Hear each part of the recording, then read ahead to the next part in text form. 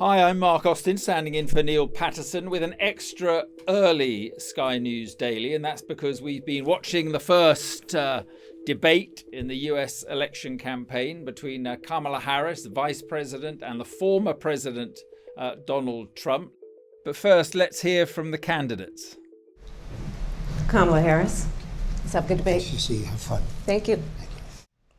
In Springfield, they're eating the dogs, the people that came in. They're eating the cats. They're eating the pets of the people that live there. And this is what's happening in our country. I just want to clarify here. You bring up Springfield, Ohio, and ABC News did reach out to the city manager there. He told us there have been no credible reports of specific claims of pets being harmed, injured, or abused by individuals within the immigrant community. Well, I've seen people on television. Let me just say here, this is the people on television say my dog was taken and used for food. So maybe he said that, and maybe that's a good thing to say for a city manager. And I'm going to actually do something really unusual, and I'm going to invite you to attend one of Donald Trump's rallies, because it's a really interesting thing to watch. You will see during the course of his rallies, he talks about fictional characters like Hannibal Lecter. He will talk about windmills cause cancer. And what you will also notice is that people start leaving his rallies early out of exhaustion and boredom. That people don't leave my rallies. We have the biggest rallies, the most incredible rallies in the history of politics. That's because people want to take their country back. Let me speak now to our US correspondent, James Matthews, who was there in the debate hall and the spin room. And, well, James, it was quite a night. Quite a night indeed, Mark. Over the course of this Harris-Trump debate, I would say it was very much a 90-minute affair. A solid performance by both, I would say, but I think Harris, and certainly her supporters, think she was the stronger performer on the night. She demonstrated, I think, a stage presence and a stage craft right from the off when they took the stage. The question was, would there be a handshake? Well, I can tell you on this most momentous night, there was the most awkward handshake, initiated by Harris, though. Walked over to Trump's podium, straight backed, grabbed his hand. I think he was reluctant to engage with any kind of physical contact, but she made it happen, went back to her podium, and from there fleshed out solid arguments. And I think, if she wanted to frame this as the prosecutor versus the criminal, well, she certainly got that half right. She looked every inch. To me, I think the prosecutor who developed structured arguments and put the boot in to Donald Trump in a way that he is not used to from, journalistic interviewers and the like. Well, it's interesting because Hillary Clinton said beforehand that Kamala Harris needed to get under his skin. And I think she did in a way that kind of deflected him from the key issues that he wanted to talk about, or at least his advisors wanted him to talk about, such as the cost of living, the economy, inflation, and of course immigration. Yeah, all the advice to Donald Trump as he sat in these prep sessions at a table, he was on the one side, a line of advisors on the other. Their strong message to him was keep it policy driven, just talk policy, don't get involved in personal attacks. And, there were personal attacks.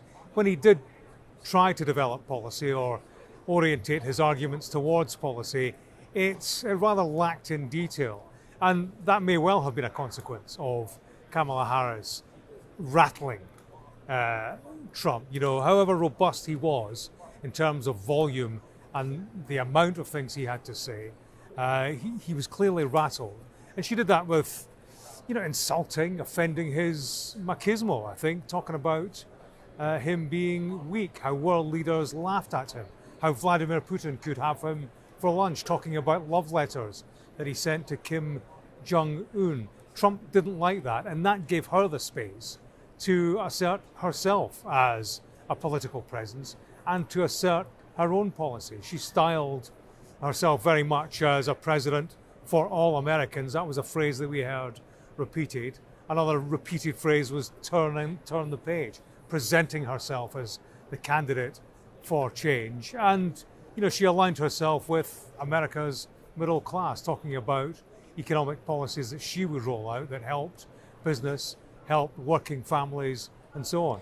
Yeah, when it came to immigration, which, as I say, is a strong point, or should be a strong point for Trump, it was interesting because Kamala Harris just suddenly came out with people leave Donald Trump rallies out of boredom. And you could sort of see him visibly get annoyed. And then he got him into a row about rallies, saying that so no one went to Kamala Harris rallies. And this was in the 2 minutes allocated for immigration. Then he started talking about Springfield, Ohio, where they're eating the dogs and the pets of people who live there. A lot of towns don't want to talk about it because they're so embarrassed by it. In Springfield, they're eating the dogs, the people that came in. They're eating the cats. They're eating the pets of the people that live there. And this is what's happening in our country, and it's a shame. As far as rallies are concerned, as far as the reason they go is they like what I say. They want to bring our country back. They want to make America great again. It's a very simple phrase, make America great again. She's destroying this country, and if she becomes president, this country doesn't have a chance of success. Not only success, we'll end up being Venezuela on steroids. And it was up to the moderator then to say there was no credible reports of this happening at all. But he's of course said that before. It was bizarre. I mean, what Trump did over the course of the night, more than once, was to bring the subject matter back to immigration, despite what the question was, whether it was abortion, whether it was January the 6th. He started to talk about immigration, the amount of illegal immigration, and the effect that was having on crime rates. And that was something else he was fact-checked on by the moderators. But yeah, there was the business of the crowd sizes, and nothing gets to Donald Trump like the size of a crowd. We have seen that. The comparisons between the crowds drawn by the Democrats and the crowds drawn by Trump. It's a subject matter that he never leaves alone, and he couldn't resist it tonight. She said, well, people leave your rallies through exhaustion and boredom. Clearly offended him. He spoke about these reports that have emerged that Haitian immigrants are stealing family pets, stealing dogs, and eating them. Now, this has been debunked. The local authorities are saying, look, there's no evidence to suggest that this has happened at all. It hasn't stopped his running mate, J.D. Vance, making that accusation or rolling that out in recent days. I actually took the opportunity to ask him about it after the debate. He held a mini news conference, and I put it to him that it was simply nonsense. President, why did you say that people are eating dogs in Springfield, Ohio? It's true. You take a look at it. No, It's nonsense. The local authorities say it. well, you could check it out. Check with the authorities. Right, let's pause there for a quick break. James and I will be back in a minute. And James, I want to ask you then about Taylor Swift. You're listening to the Sky News Daily. We're talking about the presidential hopefuls, Trump and Harris's first debate. There was quite a lot on foreign policy. And on Ukraine, he came out with this statement that he would sort out Ukraine if he was elected. He would sort it out before he was president. He would sort it out when he was president-elect. He would settle that war, but he never got round, of course, to saying how he proposed to do that. If Donald Trump were president, Putin would be sitting in Kyiv right now. And understand what that would mean, because Putin's agenda is not just about Ukraine. Understand why the European allies and our NATO allies are so thankful that you are no longer president. And she's the one that caused it. That's weak on national security by allowing every nation last month for the year, 168 different countries sending people into our country. Their crime rates are way down. Putin endorsed her last week, said, I hope she wins. And I think he meant it, because what he's gotten away with is absolutely incredible. It wouldn't have happened with me.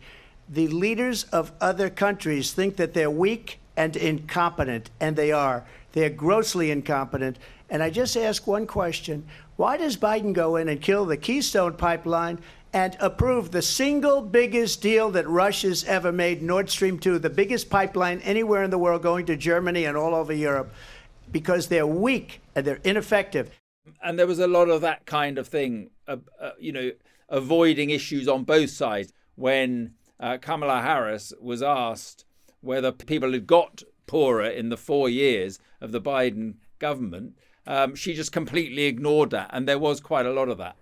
Yeah. I mean, these were two seasoned politicians on that stage, and, difficult territory they skillfully avoided, or not. They were both looking for the debate moment, weren't they? And I think they probably got it on the subject matter. There was the dog eating.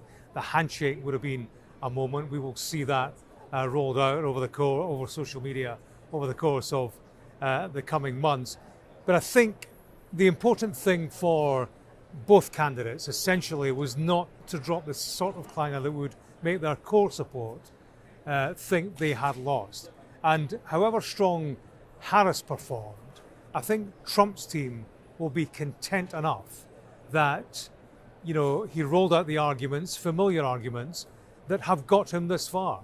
They have got him to a situation where the polls are neck and neck. So I think the MAGA base, the Trump base, will be quite happy with what they heard. They won't be overly concerned about fact-checking what they heard tonight. It was robust enough a response from their man to keep them happy. The question will be what happens to the people in the middle. And I think that's where the Democrats think they have scored. That Kamala Harris came here to introduce herself to the American public, to assert her presence, to connect with people who didn't really know who she was. It's a challenge for her, the short run between selection and election. But I think she made her mark, asserted an authority and gravitas that she will hope reaches out to the middle, the undecided, and perhaps the soft Republicans who are looking for an excuse not to vote for Donald Trump. And just finally, James, within minutes of the debate ending, an endorsement from Taylor Swift, no less, for Kamala Harris. Yeah, that's huge for Kamala Harris. Taylor Swift is one of the biggest stars on the planet right now, if not the biggest star. The kind of star who speaks to members of the public in a way that politicians cannot, and reaches an audience that politicians cannot, particularly the youth audience, the disengaged, who consume their politics occasionally, via memes, TikTok, Instagram. They will listen to the guidance of the likes of Taylor Swift. And I think the timing is significant. For weeks, we as a media have been expecting Taylor Swift to step in and offer her endorsement. To offer it on the night of the debate, that gives a big push to Kamala Harris.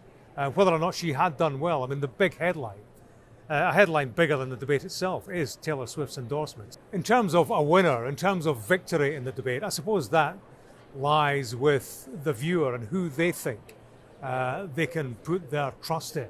Democrats are confident that Kamala Harris delivered on the night. Republicans insist that they are confident Trump delivered and that he won the day. It's interesting to note, I think, that Donald Trump had scheduled his first interview post-debate for the morning after, but surprisingly he appeared in the spin room afterwards, perhaps an indication that he's not terribly happy with the way it went. And we spoke to a few Republicans who was talking about a debate, an event that was 3 against 1, saying that Donald Trump had to take on Harris as well as the two moderators. Again, perhaps an indication that they weren't terribly happy with the way it had gone. Okay, James, thank you very much indeed. Well, there we are. The first debate in this election campaign between Kamala Harris and Donald Trump is over. Who knows if there'll be another one? There are reports that the Democratic Party have asked for another one, but that remains to be seen.